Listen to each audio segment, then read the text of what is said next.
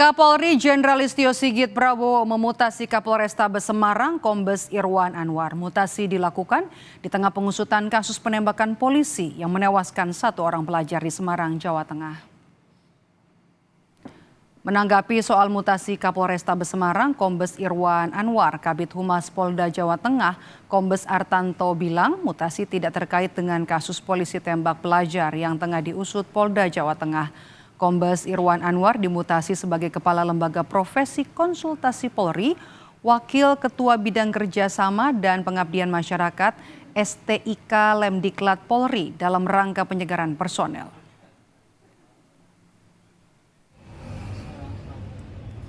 Sudah keluar surat telegram dari Bapak Kapolri bahwa setelah Polda Jawa Tengah beserta jajarannya ada pergantian atau mutasi jabatan. Semua total ada 36, baik pejabat dari Polda maupun pejabat dari Polres. Dalam waktu dekat, tugas dari Bapak Kapolda adalah melaksanakan sertijab dalam rangka pergantian atau jabatan organisasi. 36 cukup banyak ya, kalau saya hafal satu persatu. Enggak, Pak Kapolres mutasi kemana? Kalau Kapolrestabes pindah ke Lemdikpol. Itu ibarat dari kasus ini apa gimana Pak? Tidak, rotasi ini adalah penyegaran. Tour of heart.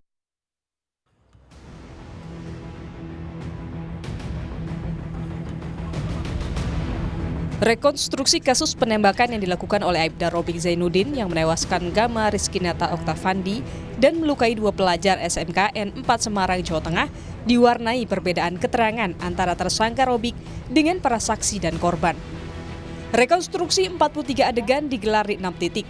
Dalam rekonstruksi, tersangka Robik dihadirkan. Total 11 saksi, 2 diantaranya merupakan korban luka juga dihadirkan. Adapun Gama dan 1 saksi lain digantikan oleh pemeran pengganti dari kepolisian. Ayah Gama yang turut menyaksikan jalannya rekonstruksi menilai ada kejanggalan lantaran perbedaan keterangan saksi dan tersangka Robik.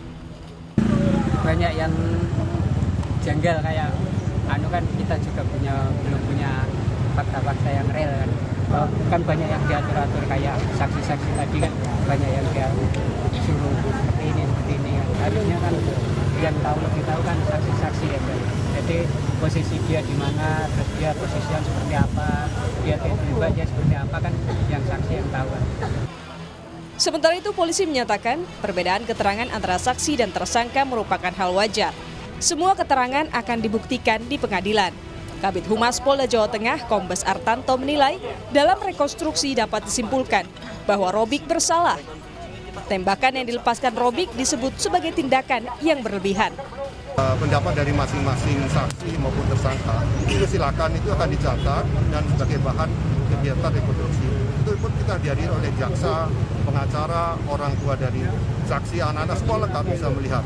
Nanti pada saat sidang pengadilan kita bisa lihat bagaimana kronologis atau kejadian sebenarnya. Itu ada penyerangan Pak. Jadi Aibda R itu memang sudah terbukti dia excessive action. Dia melakukan perbuatan yang tidak seharusnya dilakukan, perbuatan yang berlebihan. Seharusnya tidak perlu ditembakkan ke anak-anak. Usai jadi tersangka dan dipecat dari kepolisian, Robik Zainuddin akan menghadapi ancaman hukuman maksimal 15 tahun penjara atas penembakan yang menewaskan Gama Rizkinata Oktavandi di Semarang, Jawa Tengah. Tim Liputan, Kompas TV.